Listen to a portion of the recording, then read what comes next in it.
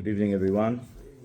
Thank you very much for coming to tonight's special occasion, commemorating the passing of a great and righteous man, the Holy Hacham Yosef Haim of Baghdad, known for one of his many works. He wrote many works, both on Halakha, on Gemara, on Kabbalah.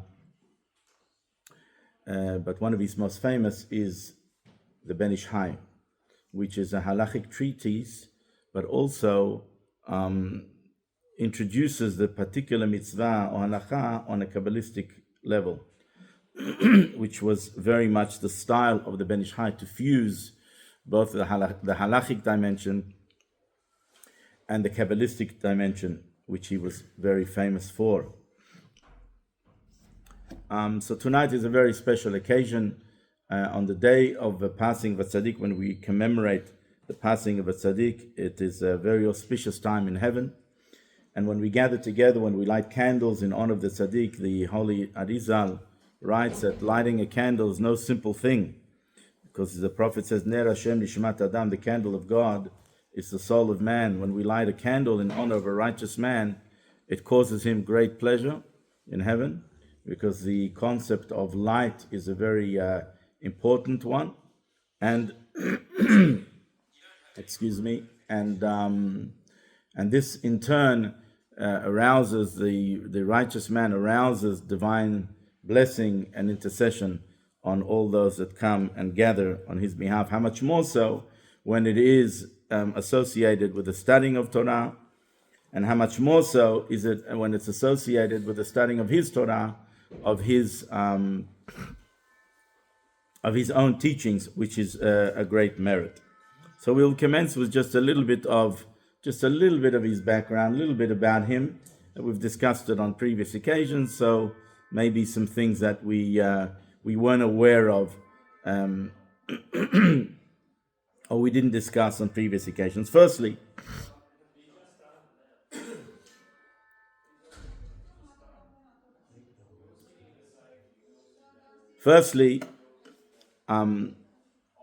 the mother of the Ben Ish Hai himself is a scion of great rabbis. His father, Rabbi Eliyahu, was the main rabbi in Baghdad, even though there were many hachamim in Baghdad, many righteous people, many scholars in Baghdad.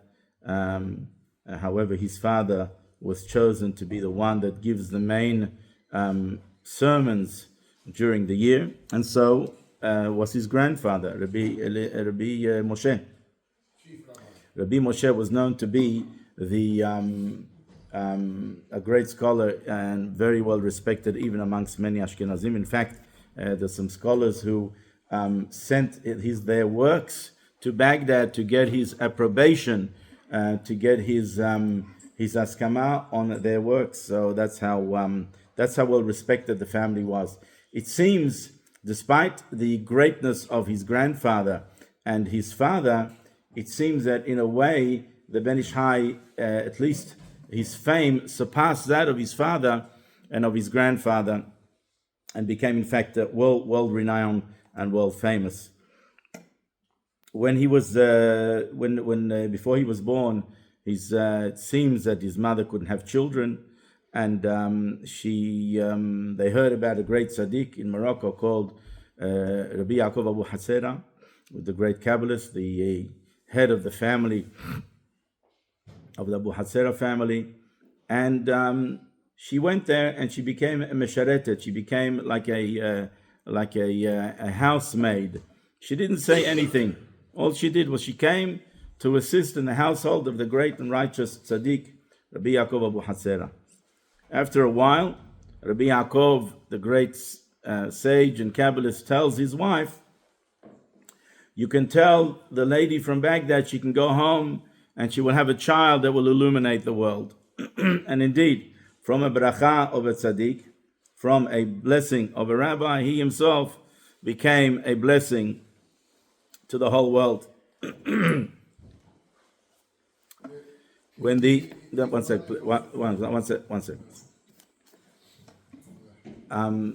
the Ben Ish Chai from a young age, even though he himself said he was quite mischievous, and his grandfather would buy him broken pottery in order to take out seemingly his mischievousness or his aggression.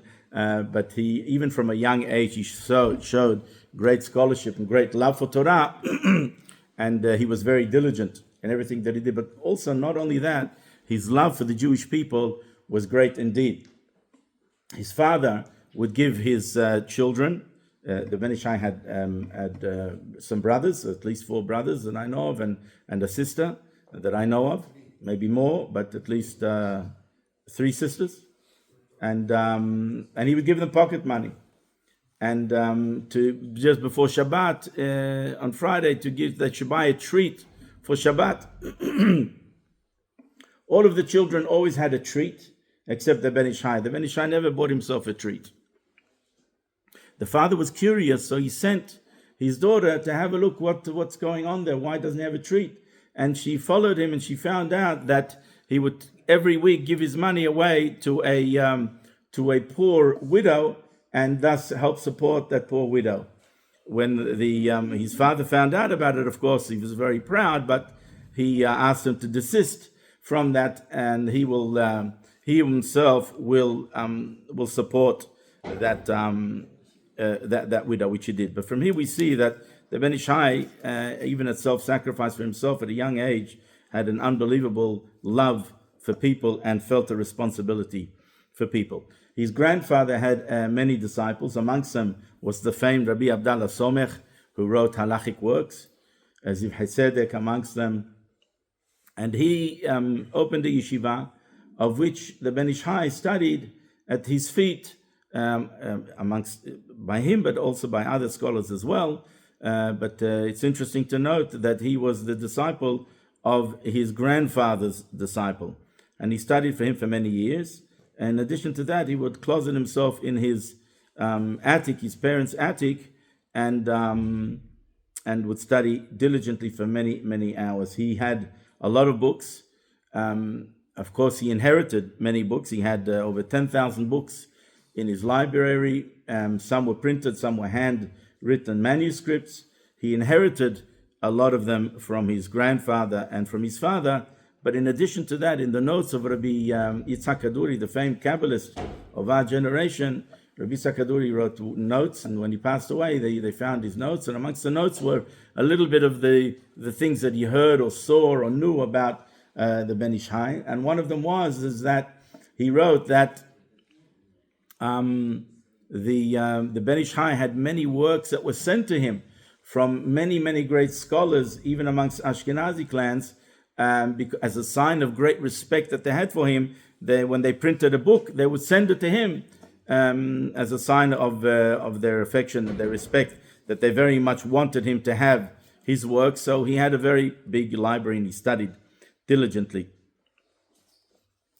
He succeeded his father when he was 26 years old, a very young age. Already 21 years old, he was recognized to be a world halachic scholar, and was recognized by many sages all over the world, including the great Hacham Falaji in Izmir, who wrote great introductions and his response about him. And he himself was very careful and cautious in his praise. He wasn't known to give flattery for nothing. And if he wrote a great flattery towards the Ben Ish Chai, 21 years old, that's a sign of his greatness. When he was 26 years old, his father passed away, and the great scholars of Baghdad came to eulogize him. And each night a great scholar came to eulogize him. And at the end of the Shiva, the Ben Ish Chai also eulogized him and said words of Torah. When he said these words of Torah, the scholars of Baghdad were spellbound to the extent that they all agreed that he is fitting and worthy to take the place of his father and of his grandfather. And that's what he did. They appointed him to take the place of his father and of his grandfather. And little did they know that indeed he would fill this role to such a great degree that thousands of people will come to listen to his derashot, to his talks. In fact, the Ben Ish Chai himself writes in one of his works that even one of them, even his teacher, Rabbi Abdallah Somech, was present in his talk. Although these talks were geared to the populace, and the Ben Ish Hai was an expert in crafting his words of Torah in a manner that the scholars would appreciate it, but the layman as well would appreciate it and enter the hearts of the layman. There was something very unique that when he passed away, his son took over that role of giving the drashot, giving the speeches to the community. But everybody would say to him, "Please speak up, please speak up." And he stopped his darush and he said, "I cannot be compared to my father. My father, it seems that when he spoke, not only had a strong voice, but miraculously everybody heard, even outside the synagogue when the synagogue was packed. People were standing outside and were able to hear him even outside very clearly. It would seem that Shechina medaberet betoch gerono, like Moshe Rabbeinu, the divine presence would speak through him, meaning to say that his very talk was miraculous. Indeed, he was born from a miracle. He was born from a bracha. He became a miracle. He became a bracha to all of Am Yisrael.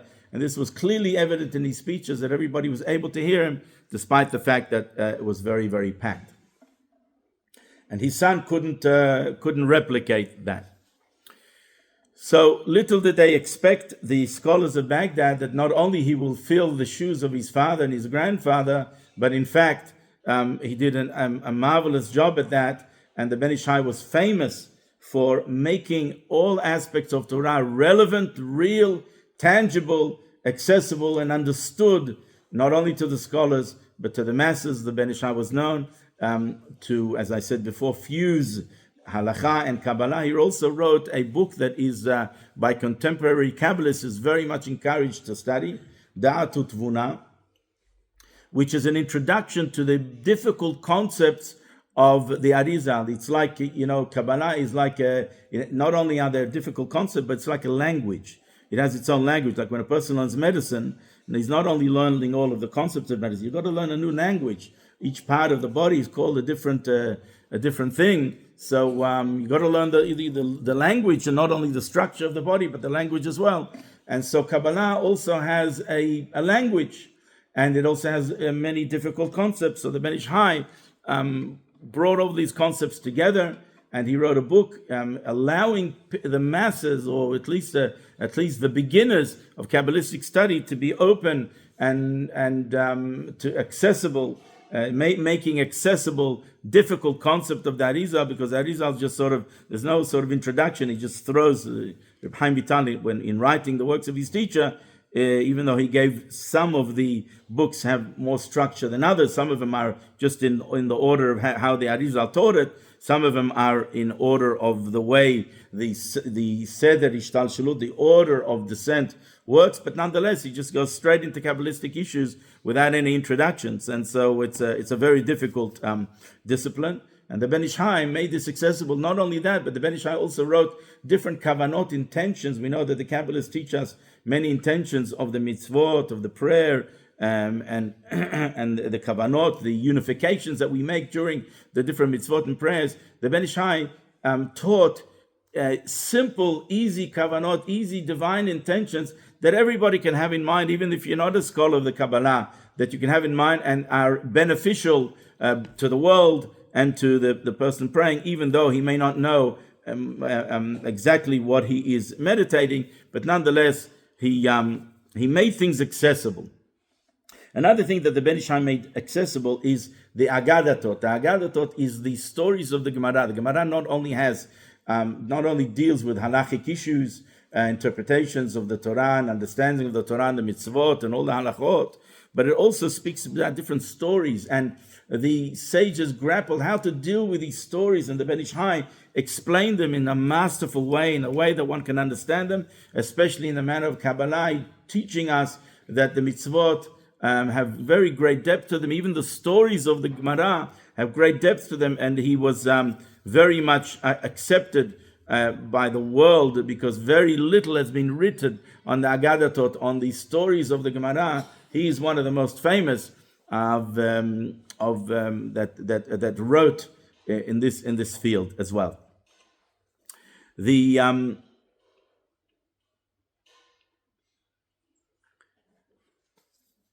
one of his great disciples, Rabbi Yitzhak Hazan, later on moved to the land of Israel. By the way, the Ben Ish Chai was offered many, many positions to be the official chief rabbi of Baghdad, which he refused. He was the undisputed, unofficial rabbi of Baghdad, the head of the rabbi. Al-Hakam, he was called, the Hakam. But he wasn't Hakam Bashi, he wasn't the chief rabbi.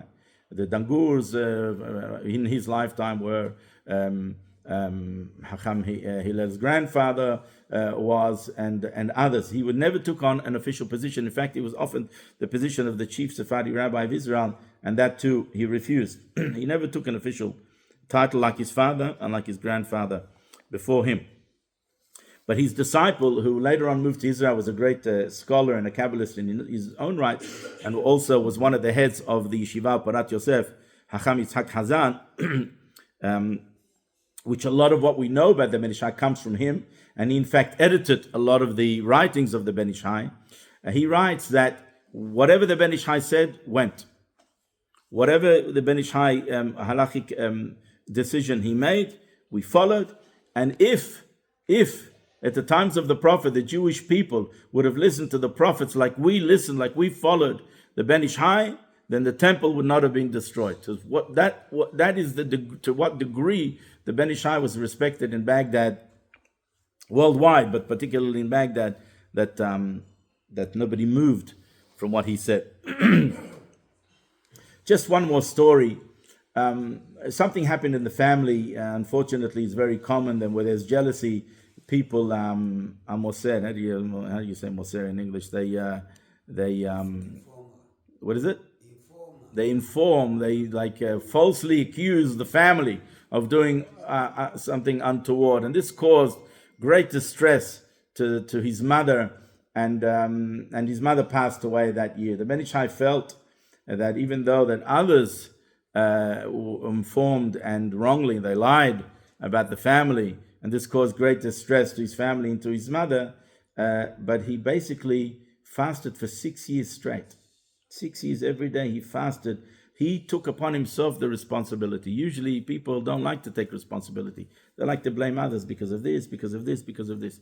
He didn't blame others, even though others was reason to blame them. He took responsibility. He took this personally, and that his mother passed away, and that he wanted to atone for this, and he fasted for 6 years, which is a remarkable thing. I'd like to give a bit of a sample, if we have time, 2 samples, but certainly one sample of the teachings of the Ben Ish Chai, how the Ben Ish Chai takes a mitzvah and explains it in an esoteric way. Sometimes a mitzvah that doesn't have practical application today. There are many mitzvot that don't have practical application, be it because it's got to do with the land of Israel, or it's got to do in the times of the temple, or it's got to do for Kohanim, or Leviim, or etc., or only sacrifices. So many times the Ben Ish Chai takes mitzvot and explains them in an esoteric manner, in a manner by which it's applicable in a spiritual way, all the time, every day, to every single individual. One of the mitzvot is that we read in last week's parasha, and that is the kilaim. Kilaim means you're not allowed to hybrid. You're not allowed to grow grapes with wheat, for example. Kilaim is called hybrid, like shatnez. You're not allowed to hybrid. So the Ben Ish Chai takes this mitzvah, and of course it's not applicable to me because I don't have fields, especially in the land of Israel, and many of us don't cultivate fields, don't grow things. So it's not applicable to me, this mitzvah. How do I fulfill this mitzvah in a spiritual context? The Ben Ish Chai explains that this mitzvah has spiritual application as well, and that is so classic, typical of the way the Ben Ish Chai's approach was to everything. The whole Torah is one. So the Ben Ish Chai explains like this. Lo tizrach karmecha kilaim, you should not sow your fields, your kerem. Your kerem is your vineyard. Karmecha kilaim, a mixed hybrid. Nira li b'siyata dishmayim. It seems to me by the grace of God. Diyadua, that it is known.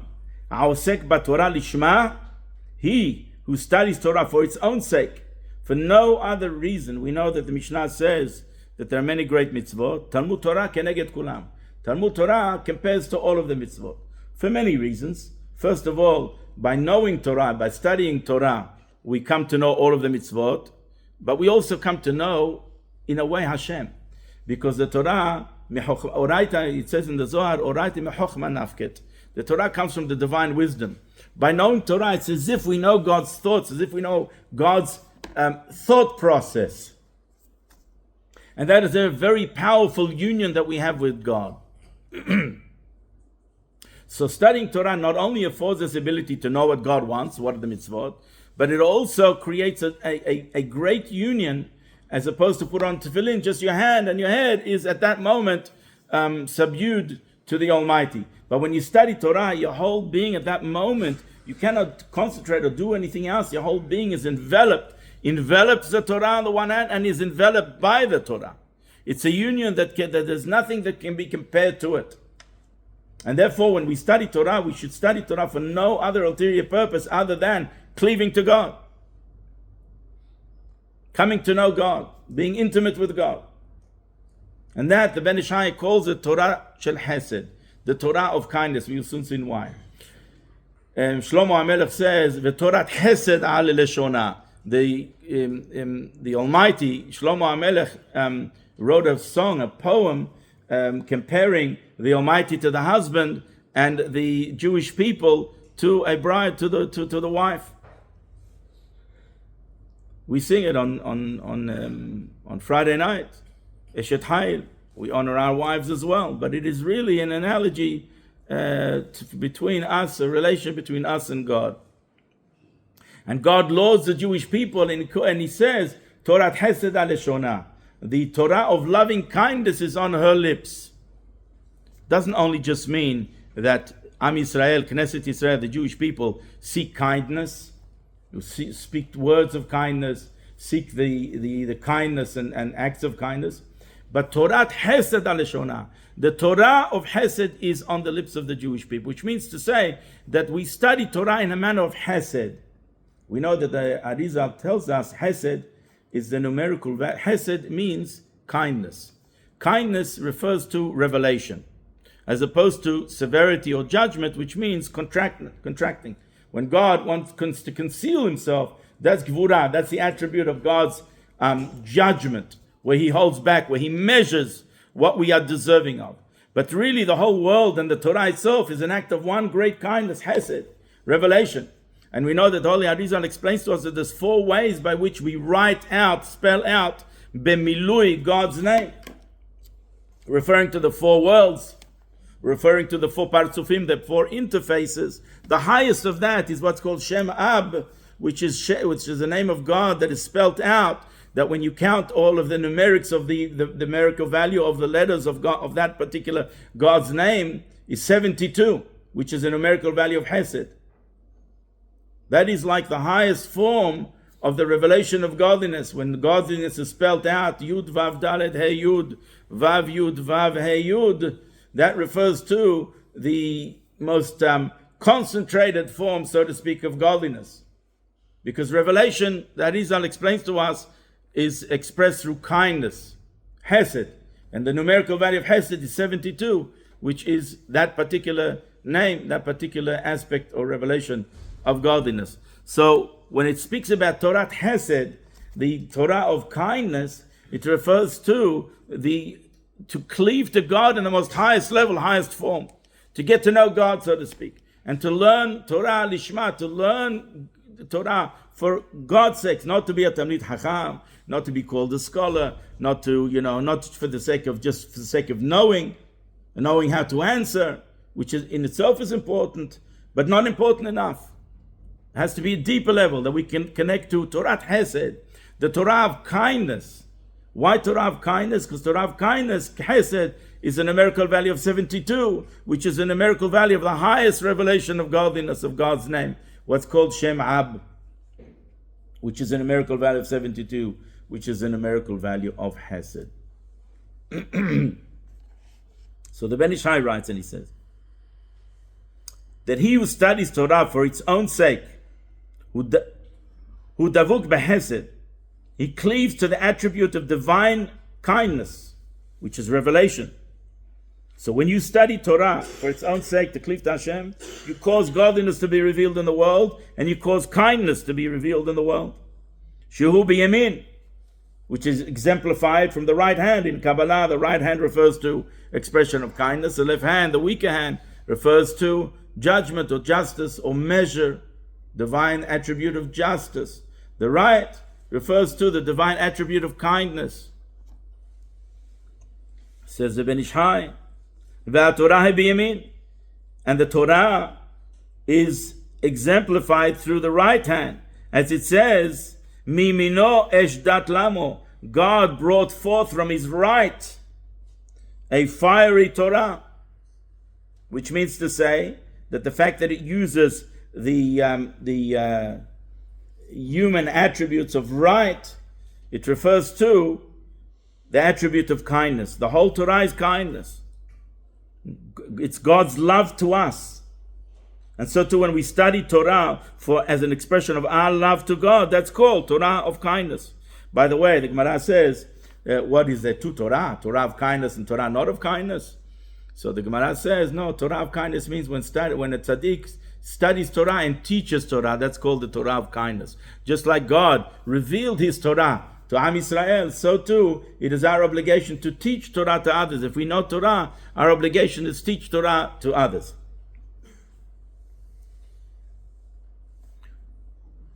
V'lachen, and therefore says the Ben Ish Hai, Torah Chesed, Torah of kindness, dichtiv veTorah Chesed aleshona, as Shlomo HaMelech compares the Jewish people to a bride, to God's bride, and God, so to speak, lauds the Jewish people, praises the Jewish people by saying that the Torah of kindness is on their lips, meaning to say that they study Torah for its own sake.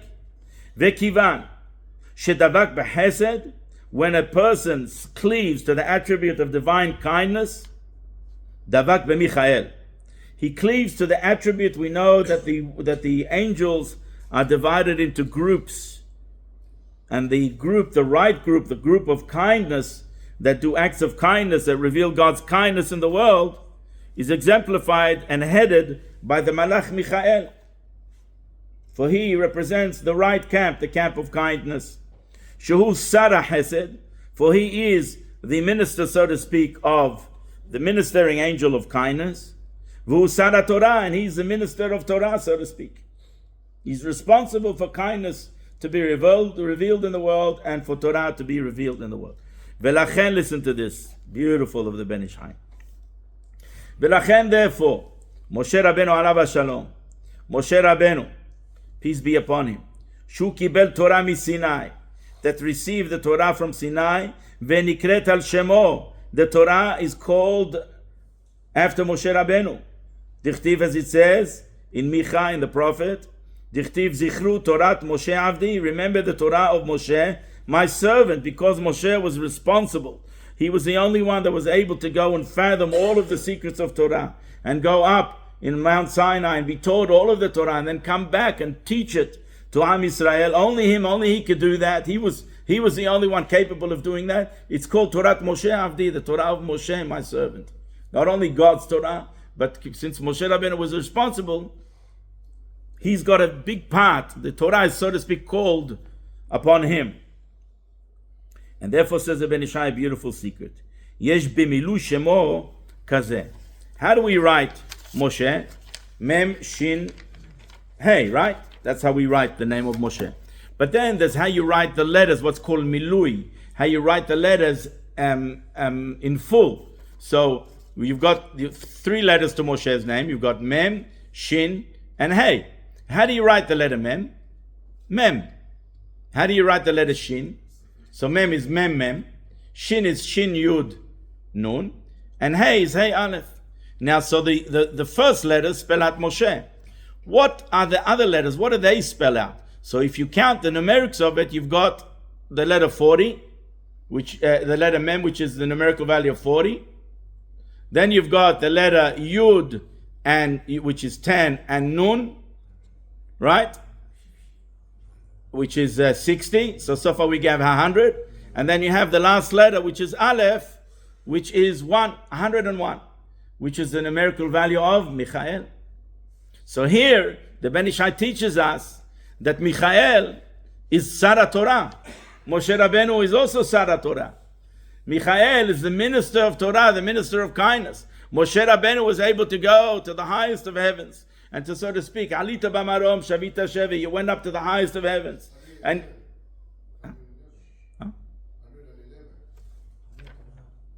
101. 101. The noon, 90, 100, 101. Altogether 101. So Moshe Rabbeinu was Sara Torah, was a minister of Torah. We know that Michael, the ArchAngel Michael, is Sara Torah, is also called Sara Torah. He's also called the minister of Torah, the minister of Hesed, of kindness. And here you find that within the very name of Moshe Rabbeinu, of which was the giver of the Torah, he received, so to speak, the Torah from the Torah of Hesed, the Torah of kindness, which is Michael within his name, the letters of the Milui, the letters of the complete way how we write out his name, is hinted Michael, the numerics of Michael. So, we will continue. Says the Ben Ish Chai, שהוא קיבל תורה מסיני, ונקראת על שמו, and the Torah is called upon Moshe Rabbeinu. And therefore the name Moshe Rabbeinu itself, when it's written out in full like I showed you, contains the numerical value of Michael. ולכן, I'll skip this out, it's a midrash. I'll skip this midrash out when Moshe Rabbeinu passed away. I'll go straight to the next part. ולכן הלומד פרקו 101 כמניין מיכאל לא ישלוט בו שר של השכחה. ולכן כוח החוכמה הוא מספר 101 כמניין מיכאל. There's a Gemara that says that one cannot compare he who studies. Who is a servant of God? The Gemara asks, who is a servant of God? Who is considered a servant of God? The Gemara says, he who studies, he studies 101 times. He who reviews 101 times. What's so significant about studying 101 times? So the Gemara says, in those days when they used to review their studies 100 times. 100 times. But he who goes beyond shows that he's got an immense love for God, that he's willing to go beyond his normal and natural tendency. And that is 101. And that is why he who studies 101 times shows that he truly loves God, because he goes beyond the normal, beyond the natural. And that is miraculous. You need an immense amount of strength to dig deep within yourself to just go even that one step extra. But that one step extra is worth all the 100. And 101 is the numerical value of Michael. So we see the connection that when a person studies 101 times, forgetfulness does not rule over this person. We know forgetfulness is connected to impurity. Why? Because this person is learning for the sake of heaven. And when a person learns for the sake of heaven, he does not forget the Torah. Forgetfulness is connected to the tree of knowledge of good and bad. That brought death to the world, that brought sickness to the world, that brought forgetfulness to the world. We forget God, God forbid. But when a person is attached to the concept of Torah of Hesed, the Torah of kindness, for their own sake, and studies Torah not for his own interests, but only for the interests of God, he serves God fully and wholly, such a person is attached to the very fountain of the divine wisdom, which is again symbolized by the number 101. And that number 101 is contained within the name of Moshe Rabbeinu. Therefore, let us conclude. וזה הלומד תורה לשמה, הוא דבק במיכאל. He who studies Torah for its own sake, just to cleave to God, he cleaves to this attribute of Michael, which is 101, which is contained within Moshe Rabbeinu, the numerical value of 101, which is a concept of kindness, learning Torah for its own sake. Listen to this. אבל הלומד שלא לשמה, he who studies Torah not for its own sake, שמערב בלימודו פנייה זרה, that mixes within the study personal reasons, because he wants honor, he wants people to see that he studies, he knows, wants to be called a Hacham.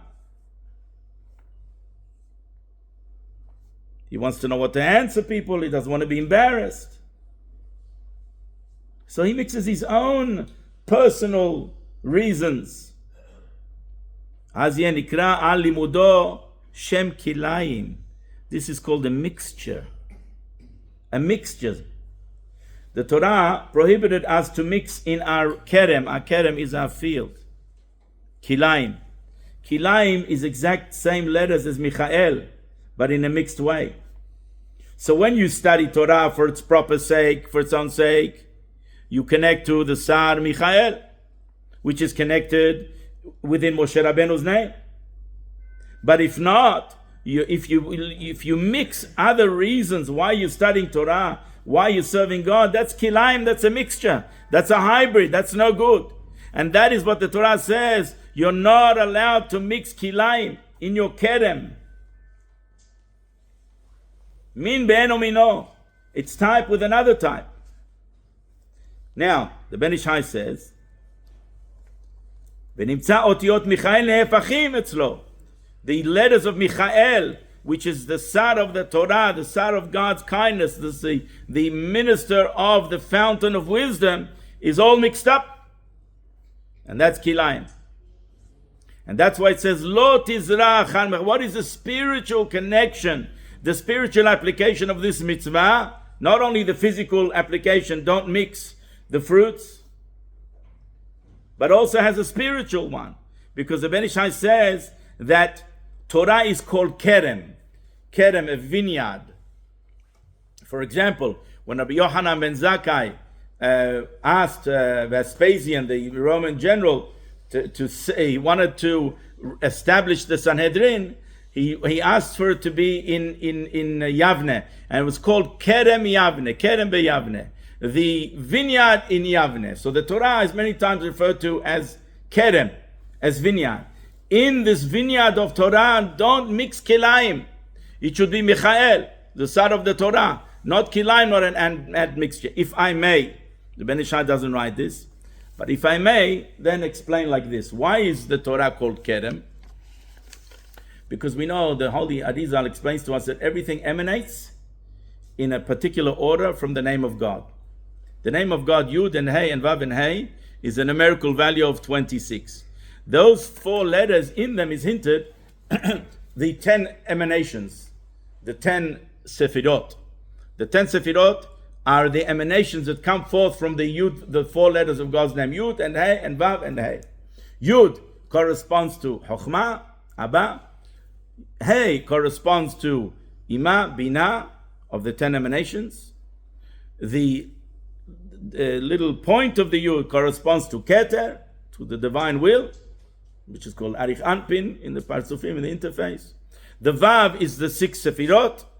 So far we have how many Sefirot altogether? 9. And Hey, the last Hey, is Malchut, 10. 10 Sefirot are hinted in God's name. So from God's name emanates the 10 emanations. From the 10 emanations emanate the 10 sayings. From the 10 sayings emanate the 10 Aseret HaDibrot. So the completeness of God's name is when it finds expression in the 10 emanations. 10 times 26, the divine name 26, times the 10 emanations equals 260, which is the numerical value of Kerem. Kerem, a vineyard.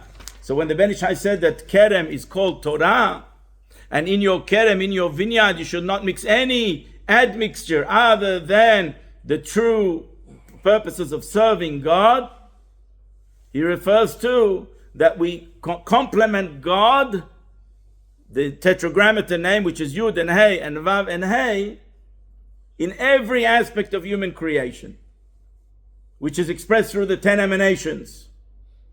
And the Torah, we know, the whole objective of the Torah is to seep down like water. Water comes from a high place, it comes down to a low place. Torah nimshala lemayim. Torah is compared to water. Mayim yardu mimakom gavoa lemakom namuch. Just as the Torah came from a high place to a low place, so to the Torah comes from a high place to a low place, meaning to say that the Torah seeps into every aspect of the 10 emanations of that emanate from the divine name. 26 times 10, 260, which is Kerem, which is the numerical value of Kerem, of vineyard. And there are other reasons why Torah is compared to a vineyard, but we don't have the time to express right now. So here we see this is a typical Ben Ish Chai, where he takes a mitzvah and he explains it in a way that it applies to our lives. He takes an agricultural mitzvah that's not applicable to everybody, and he explains it to us in an esoteric manner by which it applies to every single one of us. Zchutot again Aleinu, may his merit stand us in good stead, be a good idea that we light a yortzeit candle in his memory. We have a meal next door, please join us. And the meal is dedicated predominantly in memory of